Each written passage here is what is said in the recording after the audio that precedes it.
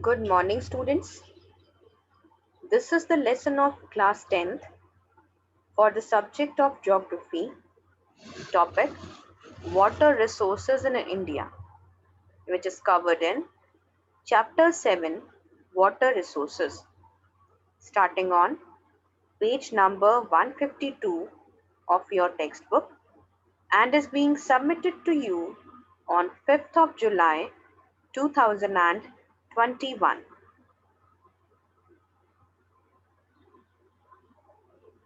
Sources of water. About 97% of the Earth's water supply is in the ocean, which is unfit for human consumption and other uses due to high salt content. Of the remaining 3%, 2.3% is locked in polar ice caps. The balance 0.7% is available as fresh water, but 0.66% is groundwater and rest 0.03% is available to us as fresh water in rivers, lakes and streams. Rainfall is the main source of fresh water in India, especially from the monsoon winds. The various sources of water are: first, the surface water.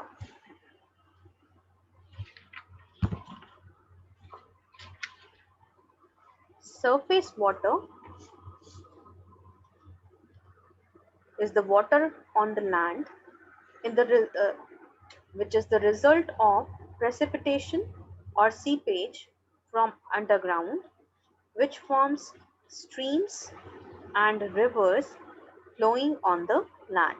So here, as if you can see, these streams are flowing to form this particular river. That is the surface water. India is blessed with large number of rivers. About 13 rivers are classified as major rivers, from which Ganga, Brahmaputra, Meghna system is the biggest. Second is the groundwater, a part of rainwater which percolates in the rocks and soil and is available to us as groundwater. Most of the water ultimately reaches the sea.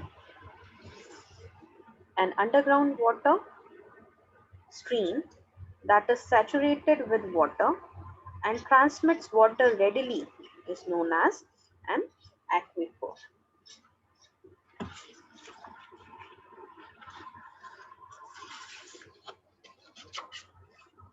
The alluvial tracts of Indo-Gangetic plains has the most potential groundwater reservoir in the world. Apart from these two sources, Odisha, Kerala and West Bengal have vast surface water resources in the form of lagoons and lakes. So children, lagoon is a water body cut off from large water body as sea by reef of sand or coral reefs. Through water is brackish, that it means it's a saline water. So it is utilized for fishing and irrigation of certain crops such as paddy, coconut, etc. Now coming to the topic of irrigation. Irrigation refers to the process of watering of agricultural plants through artificial means from wells, tanks, tube wells, canals, etc. Presently, about 92% of water is used for agriculture, 2% for industries, and 6% for drinking and domestic purposes.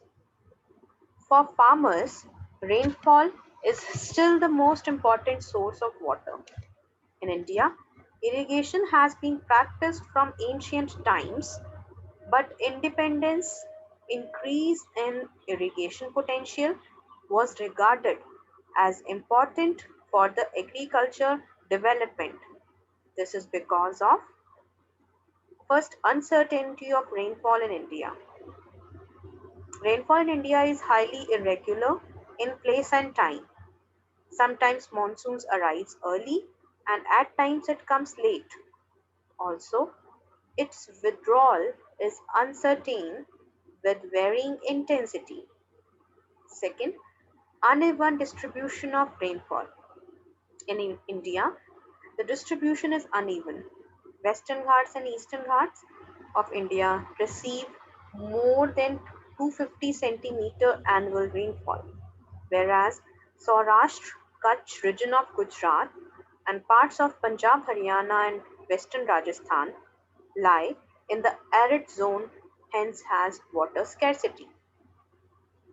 Crop requirement. Different crops require different quantity of water for growth, as sugarcane needs high quantity. Number 4, nature of the soil. Clayey soil have higher moisture holding capacity and requires less irrigation, whereas sandy loam has less moisture retentivity and needs frequent watering. Number 5, to utilize river water effectively, many rivers are non-perennial and carry less flow during Rabi season, that is the winter season. To maximize production, irrigation is a must as production of irrigated crop is more than unirrigated crops in same area. Now children, this is the question time. So your questions are: first, name some sources of water. Number 2, what is irrigation? And number 3, why there is a need of irrigation in India. So you may now pause the lesson for 3 minutes and write down their answers. So the correct answer for the above questions are: first, surface water, groundwater, lakes and lagoons. Number 2, irrigation is the process of watering of agricultural plants through artificial means. Number 3, there is a need of irrigation, increasing irrigation potential in India because of uncertainty of rainfall and uneven rainfall distribution. Now let us continue the topic and discuss about some means of irrigation, out of which the first is canals. So canals are the waterways, channel or artificial waterways for water conveyance for irrigation purposes. So this is a picture showing a canal.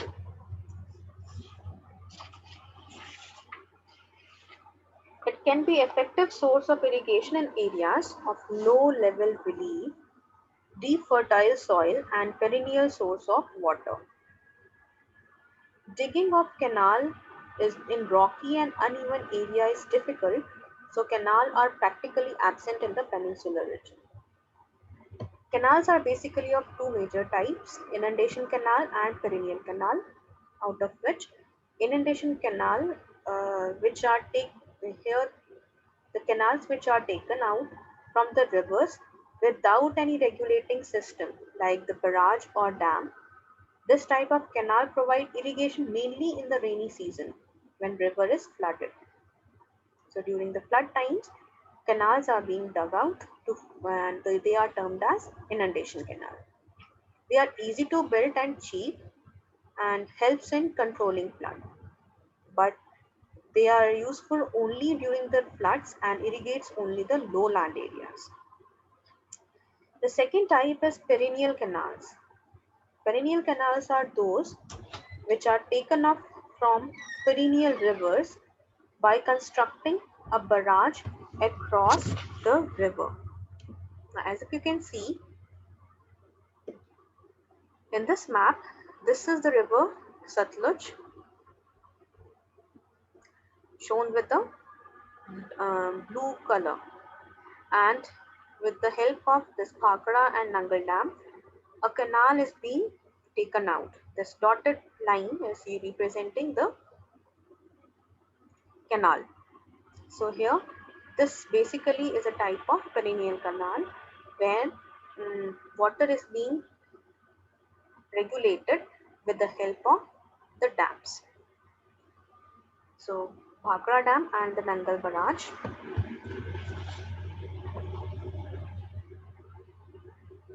These canals provide water throughout the year, so cultivation is possible in every season. It carries sediments brought by the river and deposited, which adds fertility to the soil.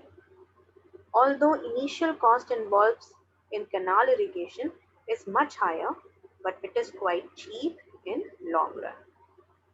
Now there are some demerits of perennial canals. That is, the canal water soak into the ground and leads to the problem of waterlogging. So in the perennial irrigation, perennial canals, waterlogging is one of the most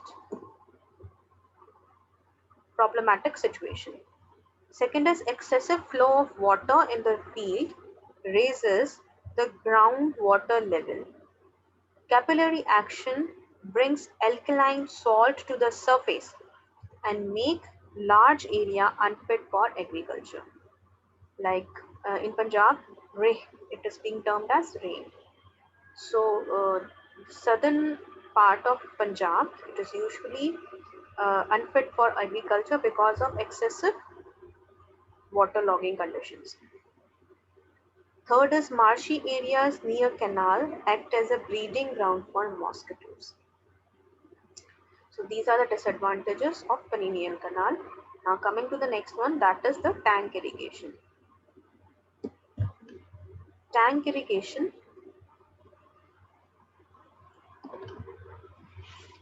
A tank consists of water storage which has been developed by constructing a small bunch of earth or stones built across a stream. So here it is a picture showing the tank. It is popular in peninsular areas such as Andhra Pradesh, Telangana and Tamil Nadu. Tank irrigation is mainly practiced in peninsula because there is little percolation of rainwater due to hard rock structure and groundwater is not available. Second, most of the rivers are seasonal in peninsular India, so they cannot supply water to canals. Scattered nature of fields also favor tank irrigation. Some of the advantages of tank irrigation are most of the tanks are natural and do not involve heavy cost of construction. Tanks are generally constructed on rocky bed and have long lifespan. In many tanks, fishing is also carried on. This supplements both food resources and income of the farmers. Apart from them, there are some disadvantages. So let us have a look to the disadvantages of tank irrigation. Many tanks dry up during dry season and fail to provide irrigation when required most.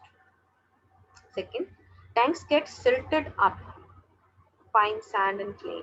Soon and regular desilting is required here. Much water is evaporated from large expanse of shallow water tanks. It covers large area of cultivable land which can be used for cultivation otherwise. Lifting of water from tank and carrying to the field is a strenuous and costly exercise which discourage use of tanks for irrigation. So this is about the means of irrigation. We will resume the chapter in the next session. Now your homework is on the basis of the above summary, you are able to find out the answers of the following question from your bed exercise. Question number 1, 2, 3, 5, 6, 7, 13, 16, 17, 27, part B and C. So with this, I conclude this interactive session. Thank you.